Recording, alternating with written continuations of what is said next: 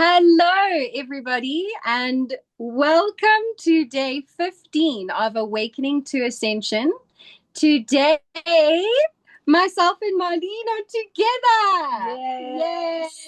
Yay! It's magical. And Alex. Hey, Alex. I am here. Hello. So today's topic is grounding techniques. We are going to discuss chords, trees, and Earth. So, Alex, do you want to start us off?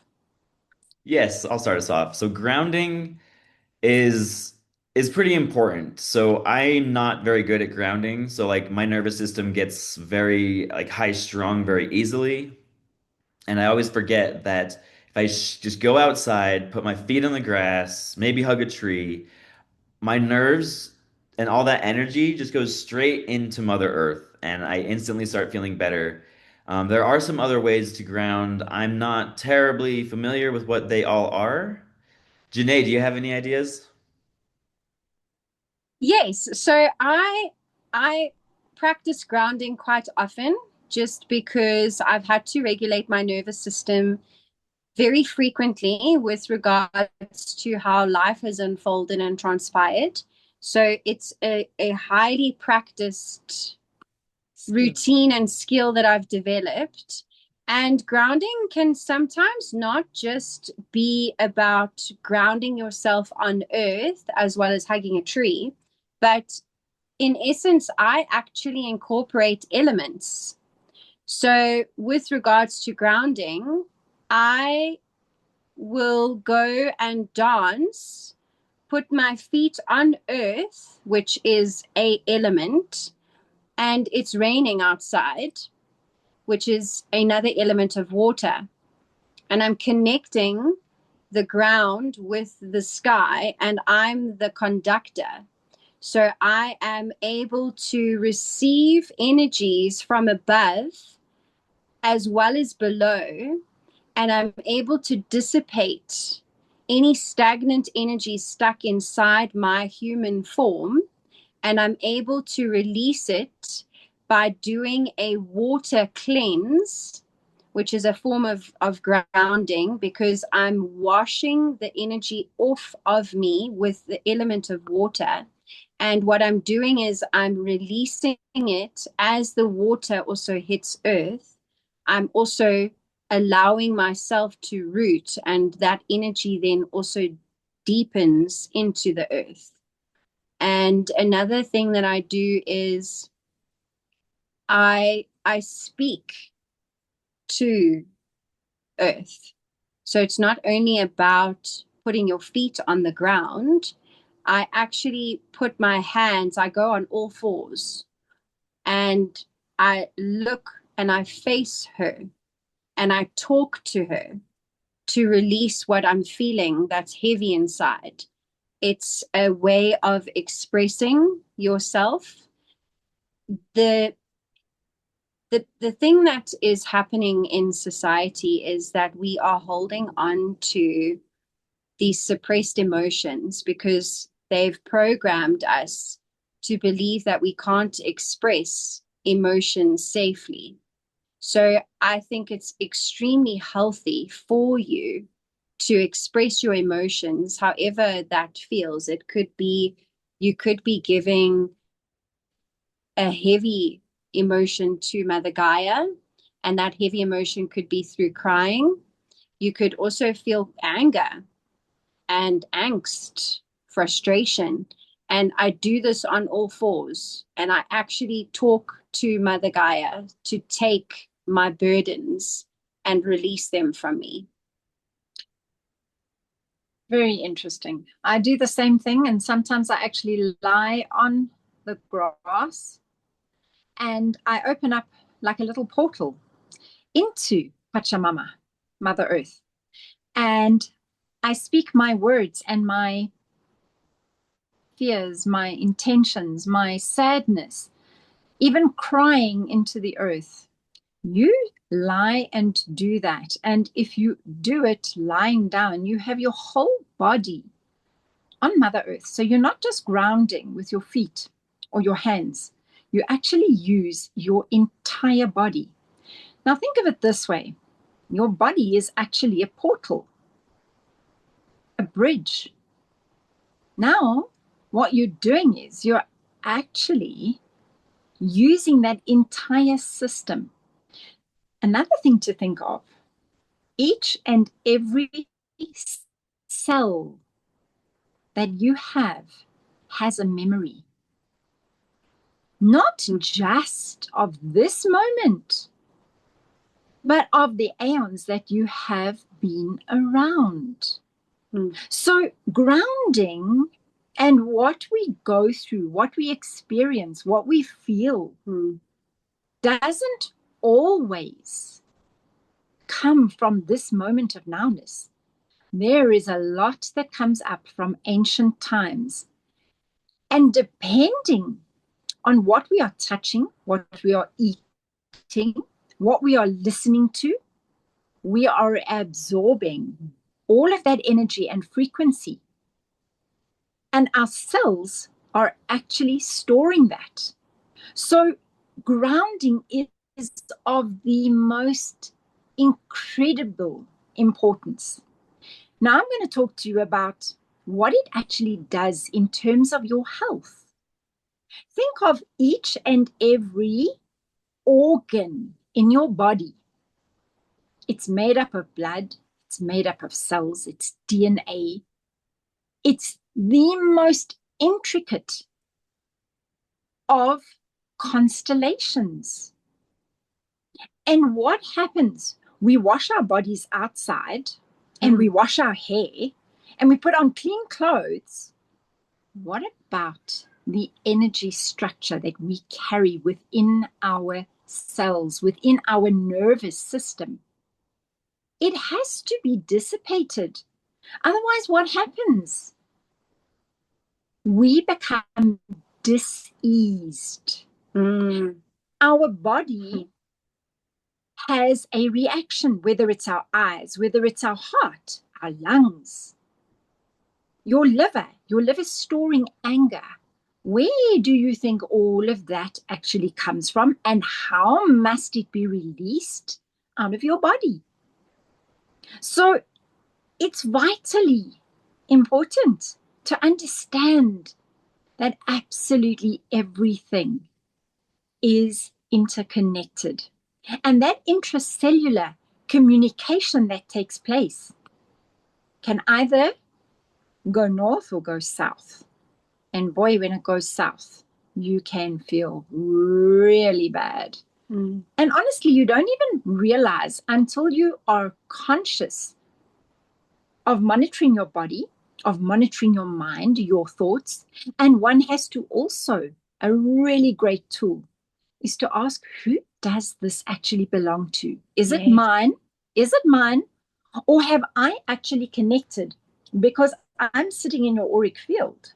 Does it belong to you, or does it belong to me? Or is it somebody else that's walked past me, and because I'm an empath, because I am the person that I am, I've actually taken on that which doesn't even belong to me? And if it's not yours and you feel it's not yours, you say, with love, I return to sender, because you're giving it back to the person that's attached their energy onto your cells in a healthy and loving way. So, Alex, I'd also like to just, if Marlene, are you done with that thought? Oh, I can go on for a long time, but I'll say yes. So we've spoken about grounding, and both of us have a very different way, but similar ways of releasing our energies and maintaining a healthy nervous and regulated nervous system. And with regards to trees, I experienced the most profound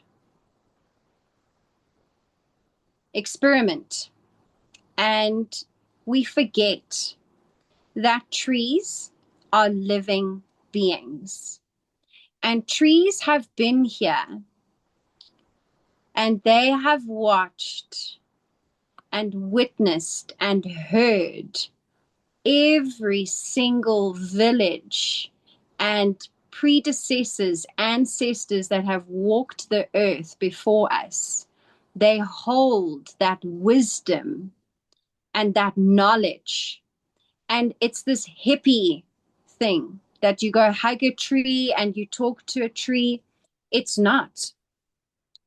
I did this experiment with Mason, and I spoke to a tree and I was rubbing her leaves and getting to know her and connect with her. So it was the same analogy I said about connecting to your angelic realms or just your guides. You have to form a relationship. So I spoke to this beautiful tree and I told her, "You are so pretty, and thank you. Thank you for all that you've done, and thank you for being here." And I kept stroking her leaves, and then I let go. And she was about this far away from my face. And I said to her, "You can trust me. Come closer to me." And her branches started to move closer and closer to my face. And I said to her, "Can you follow the sound of my voice? Continue following the sound of my voice and touch my face. I trust you, and you can trust me." And it got closer and closer and closer. And eventually the leaves were brushing, and it was as though she was stroking my face. And that is already a key factor with how you can ground yourself with trees. Speak to them and give them whatever you're feeling is heavy on your heart, because they have held so much before us. And remember that they are also the bridge between the ground and the sky, because their roots go deep within Mother Gaia, and they are a vertical being that's reaching up towards the sky. So in essence, they will take what you give them and release it up. And so just on that point, think about your house plants. What happens? They're in your space all the time, and they are there purifying your air, your being. And that is why a lot of hospitals are very careful about how many flowers and things are in the room, also because of the whole air exchange between plants and humans. But they are there to take, and some plants do it a lot better than others. They're actually there to dissipate the negative energies. So it's exactly right. And if you think about the system of the trees, and you think about mushrooms, mycelium, their networks light up our universe under the earth. Things that we can't see because we're above ground. But boy, oh boy, if you actually knew how everything communicates and lights up and takes from us what no longer serves us and turns it into positive energy and brings it back up for us to draw off once again. So each and every element, and also think about the different types of people you have. So you've got, like myself, being a Virgo.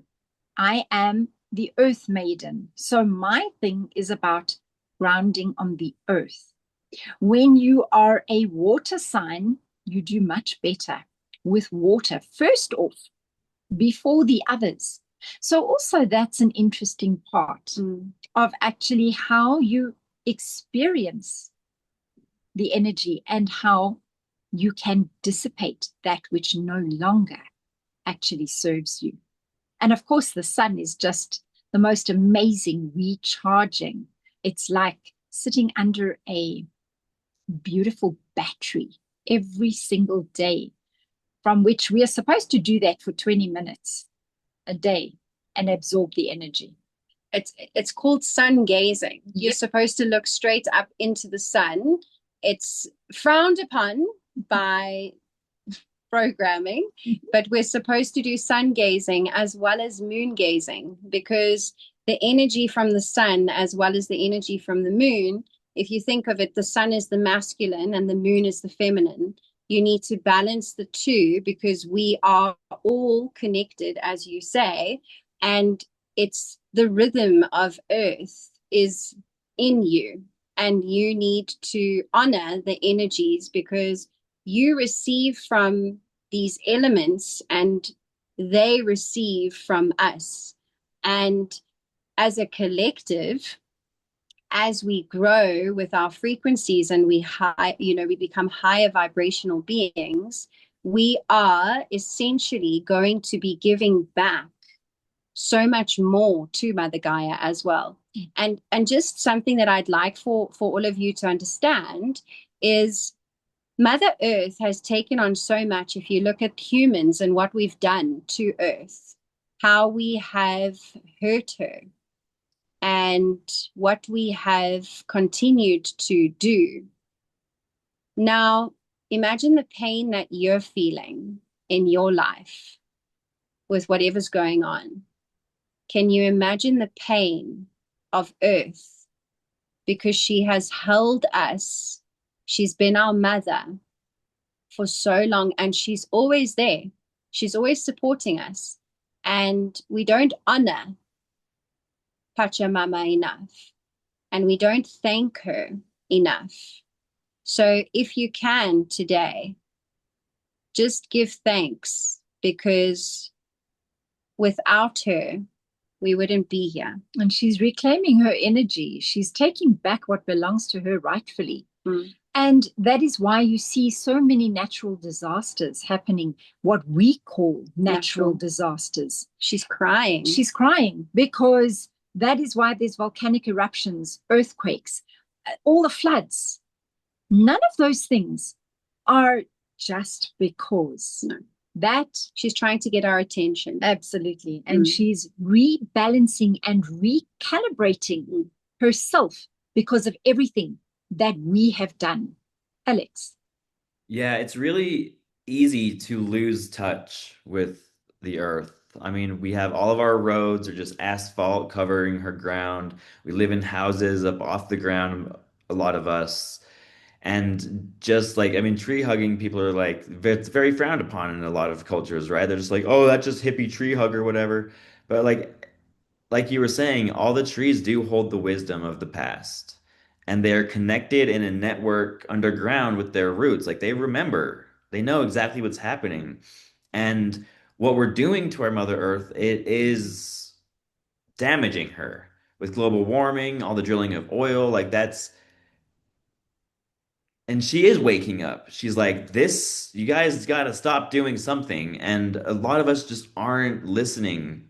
And that's what we're here to change. Like, that's what we're here to change in the New Earth Initiative. We're here to make a difference.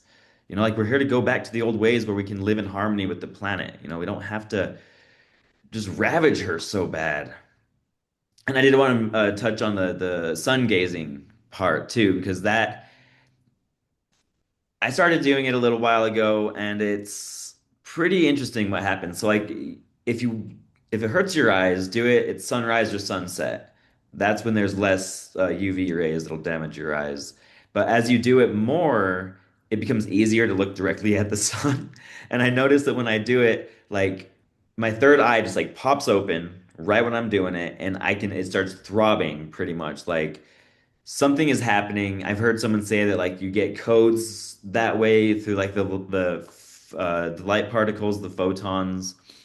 But I wanted to ask you too, what are some ways that we can identify when there is like we need to ground or there's stagnant energy? I'm asking because I oftentimes start feeling like just different sensations and the thought never comes through to ground. So like what are some things that'll trigger me to be like, hey, you should go ground. So you can call it spiritual burnout, where you feel your cup has runneth low. and you feel agitated, you feel snappy, you feel on edge, you're just irritable. And it's, again, like Marlene said as well, it's emotions that you don't generally feel, that you know it's not yours. That's generally when I do my grounding. And I don't always do grounding when there's a reason to ground. It's you prevent it from happening. So grounding is so vital. It should be a part of your routine, like you would brush your teeth and drink water every day. You should ground yourself every day, because we've been so disconnected from earth because we're wearing shoes. Like Alex said, we're living in houses. We've become so disconnected, and the frequencies that Mother Gaia holds for us, we aren't regulating within our body. So I would highly suggest that you ground every day as part of your routine. So as soon as you wake up in the morning, just go take a walk barefoot on the earth. And if you're unable to, in situations where weather permitting, then, as Marlene mentioned, houseplants. Talk to the houseplant, touch the houseplant, feel the houseplant. Absolutely. So a lot of the time, Alex, you might, people might feel very heavy and stagnant. Your energy starts to kind of get sludgy. You don't feel like, you don't feel like yourself. You can't think straight. You don't feel okay within yourself. And it'll take you a while and you'll think, but like, what is going on? Quickest thing, drink a glass of water and go outside and stand. If you do it first thing in the morning, the most beautiful time to do it, you're actually then walking on not only the earth, the grass, but you're also getting the early morning dew. You're waking up with her. And that is how we should be living, honestly. It's just like the ancient cultures and people, they used to walk outside and they used to go and tell what's happening by the stars. We don't do those things. That's also a form of grounding. It's a form of connection with Mother Earth. So all of the elements that we have been separated from more and more and more by our concrete jungle world and what clothes we wear, man, it's detrimental. We need to take back our roots and return back to nature more and more and more. And the more we do it, the more amazing we feel.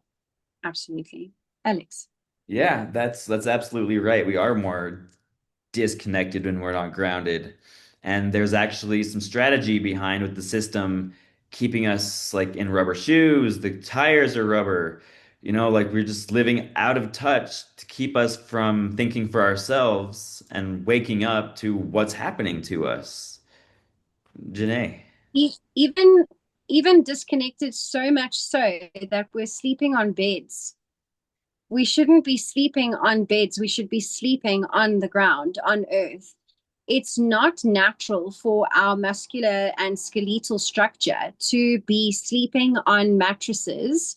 And it's not only causing dysfunction and dis-ease within the body, but it's disconnecting us because we're higher off of the ground.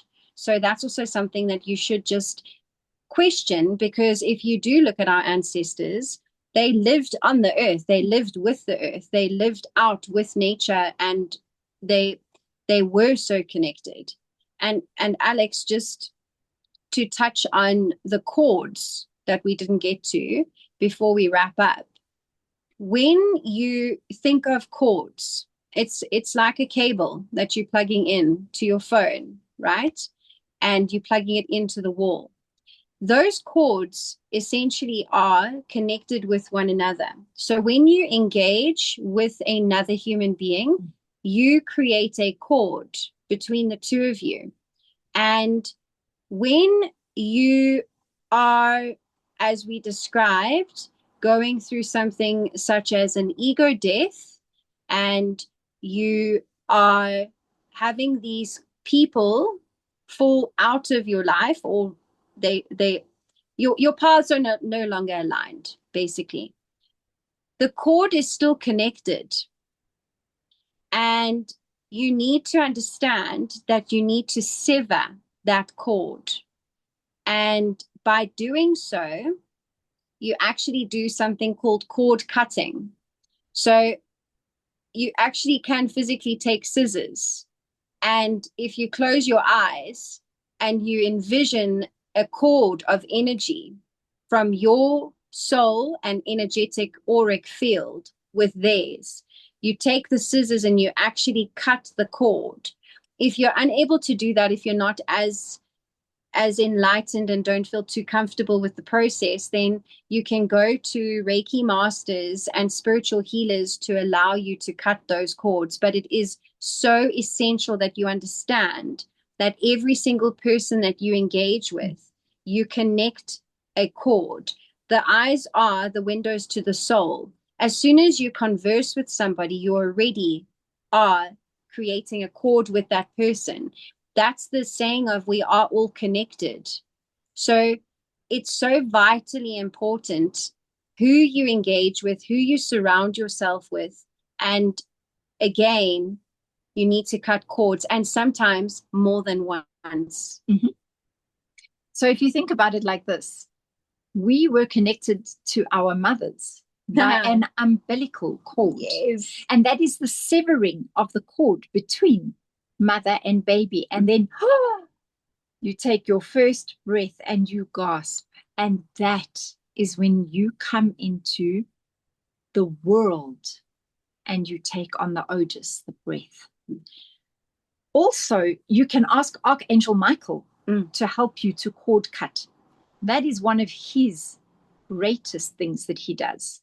So he's not only there as a protector angel, hierarchic angel, but he actually helps you in cord cutting. And this is another thing that we should be a lot more mindful about, because it's not only who we see, who we speak to, but who we think about. Because that also creates those energetic cords. So if you're having a bad day and you put out bad vibes to somebody, boy, oh boy, that person gets those vibes. They can feel it. Believe me, their life goes awry or awry, really. And vice versa. If somebody's doing it to me, you can feel it. You can feel it. And then that's when you have to step in and you have to take action for yourself and start clearing and cord cutting. Cord cutting, cleansing, grounding. It is also vitally important, especially if you understand more about the deeper meaning of everything we feel. So this has been a great chat. Wow. Incredible. Alex, do you have anything else to say? No, I'm really glad that you covered that, the cord cutting. So yeah, every person that we interact with, you're creating some kind of connection with them. And when you think thoughts towards somebody, they're like shooting magic arrows at that person that they will feel. One thing that it just blows my mind is just women in general. How many darts are sent wherever you go by all the guys, like all the toxic masculines? I mean, you walk in a room and like every guy notices you, and every guy has their own thoughts about you. So having those energy and those like that energy coming at you, I just don't know how you do it. It's so impressive to me. And just remember, oh, sorry, Alex, just remember with the feminine, we are etheric. That is our role here on earth. We are connected to the ethereal. If you, as Marlene mentioned, a portal and the umbilical cord, women are portals. We are bringing life through our bodies into earth. So a woman is extremely powerful. So I want you to understand that if you are feeling that men are staring at you or darts are coming at you, step into your feminine power and your goddess mode, because we are all goddesses. And that shouldn't even for one bit affect you. And if you need help, then just call on your other goddesses, Yeah. because in unity we are quite That's the strength. That's the strength that we all hold. And that is ancient culture, knowledge. Again, going back into cellular memory. You know that you know that you know that you know. It's only a matter of remembering, bringing it back in the right here, right now moment. Absolutely. Being able to draw upon your feminine energy, it is powerful, and you can do it if you're a man or a woman. It doesn't have to be just women. I know we're digressing slightly, but I just wanted to add something so interesting that I came across is over time, society has allowed women and feminine energies to wear pants. That's become the norm. Now, if you think about it, feminine energy should be wearing dresses. That allows the energy to flow freely from Mother Gaia to the feminine. And the wearing of trousers, it prohibits that energy field as a natural flow to the feminine. And that is also possibly why feminine energies have lost so much touch with their femininity, and they feel as though their masculine energy is leading more predominantly in this three-dimensional world that we're living in. So I just really wanted to add that is quite something to look at. So as a feminine, please wear dresses often, because it is doing you a disservice not to. Step back into your feminine power and into your goddess where we belong. Yeah, it's a disconnection. It's one of those things that have been used and acquired to disconnect us. So definitely step back into that. And you'll see that even your posture changes. The way that you feel will change. So when you're having a moment, go stand in front of your cupboard and rather choose the dress. Yes. Honestly, it's amazing. It's really feel great. We just feel so good in a dress. Totally, totally. And the masculine loves us in dresses. Yeah. Okay, Alex, back to you. I don't want to generalize, but I think most of us absolutely do. Yeah. Well, so that's all the time we have. We have a ton of information. Thank you for all the suggestions and information. If you like the show, please like and subscribe and comment what your go-to grounding methods are. And if you want, if there's a topic you'd like us to talk about on our next show, drop that in the comments as well. Thank you and have a wonderful day. Bye. Bye.